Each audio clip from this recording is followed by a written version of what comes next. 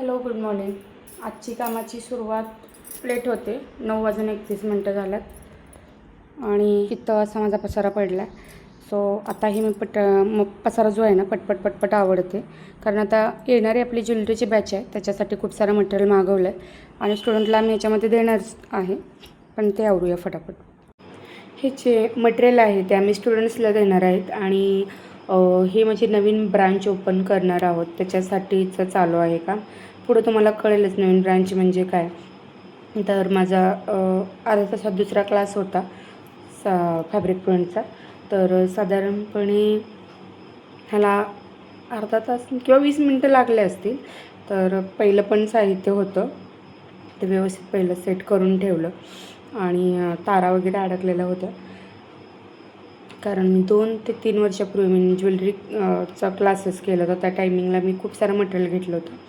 त्यानंतर आताही खूप सारं घेतलेलं आहे आणि खूप असं कर्णफूल, गळ्यातल्या हारांच्या पाठीमागच्या जे धागे वगैरे असतात ते, त्यानंतर कटर वगैरे सगळ्या व्यवस्थित गोष्टी ठेवल्या.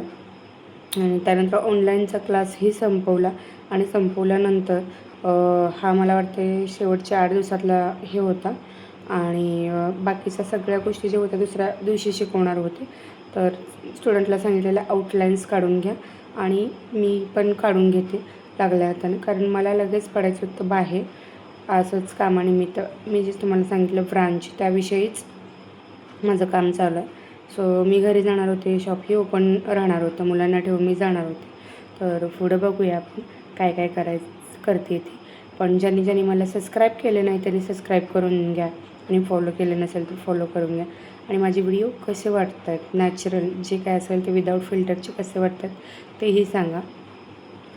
आणि ही जी फॅब्रिक प्रिंटची सरस्वती आहे ते आम्हीच काढलेली आहे. सो ही ट्रेसिंग पेपरनं काढली आहे. तुम्हाला जर काढायचं असेल तर आपले 10 एप्रिलपासून क्लासेस सुरू होत आहेत ऑनलाईन.